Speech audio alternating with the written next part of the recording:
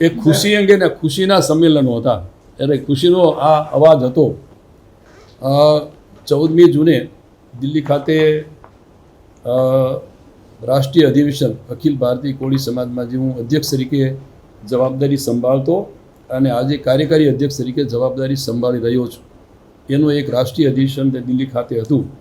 આપ સૌએ જોયું હશે કે ત્યાં લગભગ 15 રાજ્યોના અમારા સમાજના પ્રમુખો, મહિલા પ્રમુખો અને ખૂબ મોટી સંખ્યામાં અમારા સમાજના લોકો, જવાબદાર વ્યક્તિઓ બધા આવ્યા હતા.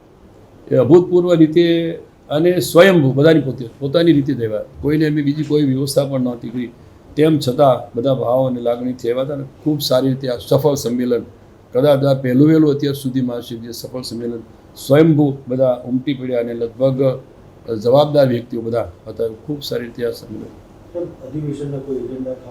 હા, એજન્ડા, મુખ્ય એજન્ડામાં જે ખાસ કરીને યુવાઓ અને મહિલાઓને આમાં પ્રાધાન્ય અપાય અને બંધારણની જોગવાઈમાં પણ એનો સમાવેશ થાય. આગામી દિવસમાં રાજ્ય કક્ષાએ દરેક રાજ્યોમાં, પ્રદેશોમાં શિક્ષણ અંગેની અલગથી સુવિધાઓ પણ ઊભી કરવી અને એની સાથે જે સામાજિક સમસ્યાઓ છે એ સમસ્યાઓને યોગ્ય જગ્યાએ જે તે લગત રાજ્ય અથવા તો રાષ્ટ્ર કક્ષાએ રજૂઆત થાય, યોગ્ય એનો નિકાલ થાય એના માટેનો પ્રયત્ન કરવો.